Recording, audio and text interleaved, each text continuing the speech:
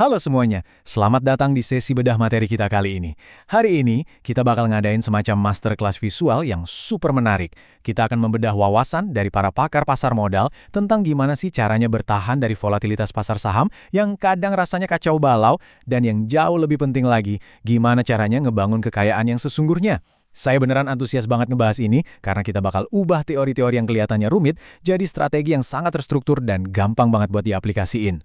Oke, biar seru, mari kita langsung buka dengan satu pertanyaan yang lumayan provokatif. Pernah nggak sih Anda mikir kenapa banyak banget investor yang hancur lebur pas pasar saham lagi anjlok? Fakta di lapangan itu nunjukin kalau pasar lagi crash atau koreksi tajam, para amatir ini seringkali panik, cut loss sembarangan, dan akhirnya kehilangan banyak uang. Tapi di saat yang sama, para profesional justru diam-diam makin kaya. Apa sih rahasianya? Nah, perbedaan fundamentalnya itu ternyata ada di pola pikir dan kerangka kerja yang mereka pakai. Biar kita nggak nyasar, ini peta perjalanan kita hari ini. Pertama, kita bahas 4 dimensi analisis. Kedua, pendekatan top-down. Ketiga, gimana bikin portofolio layaknya tim sepak bola. Keempat, bahaya dari ilusi all-in. Dan terakhir, kita bahas cara memenangkan permainan kehidupan. Sip, kita langsung masuk ke poin pertama kita, 4 dimensi analisis saham. Ingat ya, sebelum kita sibuk milih-milih satu saham tertentu, kita itu butuh fondasi yang super kokoh. Para ahli seperti Gemma Goyardi itu pakai kerangka kerja 4 dimensi. Kalau Anda bisa ngegabungin 4 elemen ini, wah, ibaratnya Anda punya bola kristal buat nebak pergerakan pasar. Pertama ada makro, ini soal aliran likuiditas global. Kedua mikro, di mana kita bedah fundamental dan valuasi perusahaannya. Ketiga technical, ngebaca aksi harga di grafik.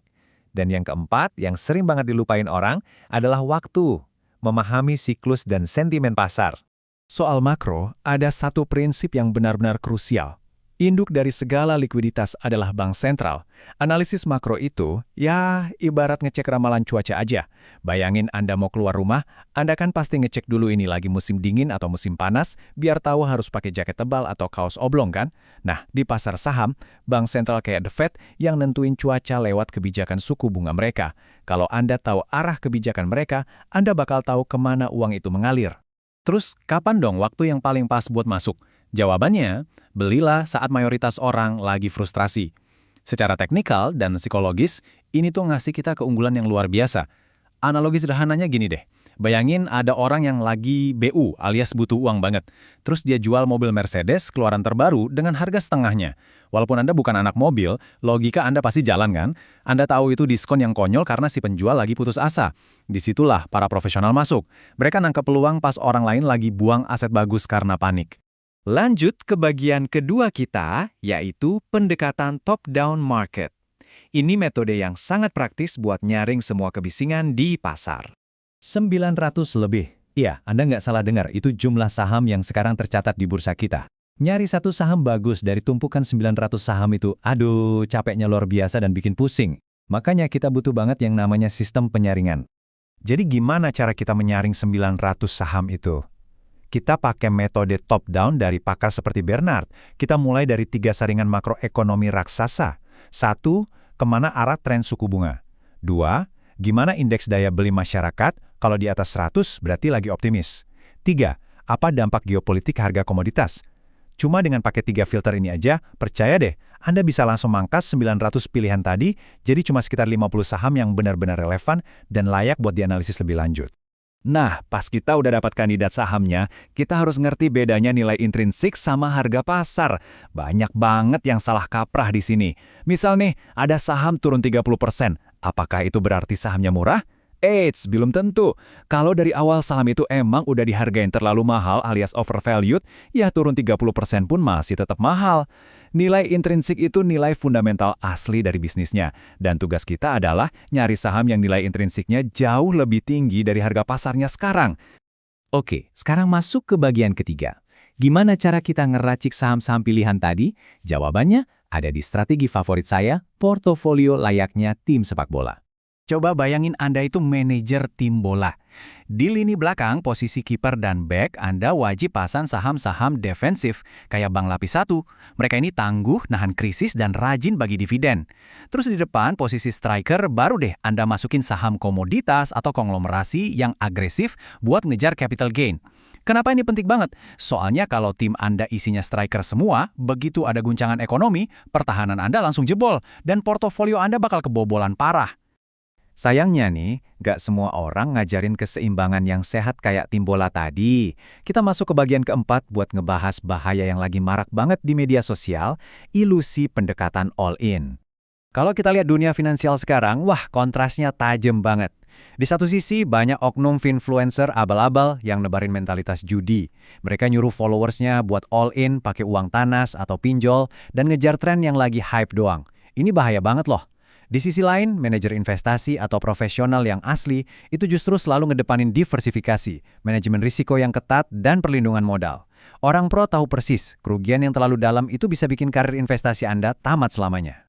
Kita balik lagi ke pepatah klasik yang nggak pernah mati. Jangan taruh semua telur di dalam satu keranjang. Aturan soal diversifikasi ini udah ada sejak zaman dulu kala. Jadi siapapun di era sekarang yang nyuruh Anda buat all-in atau taruhan semuanya di satu aset, itu sama aja dia lagi ngabahin seluruh ilmu keuangan yang pernah ada. Tolong, jangan biarin opini asal-asalan dari medsos ngehancurin masa depan finansial Anda. Dan akhirnya, setelah ngebahas semua strategi teknis tadi, kita sampai di puncak materi kita hari ini. Bagian kelima, memenangkan permainan kehidupan yang diambil dari insight luar biasa seorang David Noah. Ada satu realita yang lumayan pahit soal ngejar duit. Permainan status sosial itu nggak ada garis finishnya. Ngejar kekayaan cuma buat beli rumah yang lebih gede atau mobil yang lebih pamer, itu cuma siklus muter-muter yang nggak ada habisnya. Kalau Anda terjebak di game ini, Anda nggak bakal nemu kebahagiaan. Yang ada cuma capek. Karena selalu dan selalu akan ada orang yang punya rumah lebih mewah dan mobil lebih kencang dari Anda. Ini bawa kita ke sebuah paradoks menarik. Ada pepatah, membeli Lamborghini itu bukan nunjukin kesuksesan, tapi nunjukin kesombongan. Pas kita lagi nggak punya duit, kita ngelihat mobil mewah tuh kayak lambang sukses paling puncak. Tapi anehnya, pas orang bener-bener udah sampai di titik di mana uang bukan lagi masalah, mereka sadar kalau mamerin barang-barang super mahal itu seringkali cuma soal pembuktian ego aja, bukan pencapaian hidup yang sebenarnya. Kalau gitu, kekayaan sejati itu kayak gimana sih bentuknya? Kekayaan sejati itu sederhana. Ketenangan batin. Rasanya tuh kayak Anda bisa tidur nyenyak di malam hari. Kemampuan buat beliin rumah yang nyaman buat ibu Anda. Ngejamin keluarga supaya nggak perlu kerja banting tulang lagi. Punya waktu buat ngebangun hubungan yang tulus sama orang-orang yang Anda sayang. Dan yang paling melegakan, Anda berani melangkah keluar dari perlombaan pamer status sosial itu. Sebagai penutup, saya pengen ninggalin satu pertanyaan ini buat Anda renungkan baik-baik. Selama ini, apakah Anda ngejar kekayaan cuma buat pamer atau untuk kebebasan yang sejati? Percaya deh, keputusan-keputusan yang Anda buat di pasar saham ke depannya bakal sangat dipengaruhi oleh jawaban Anda atas pertanyaan ini. Terima kasih banyak udah nemenin saya ngebedah materi hari ini. Semoga masterclass ini ngasih Anda perspektif baru yang benar-benar bermanfaat. Sampai jumpa di pembahasan berikutnya.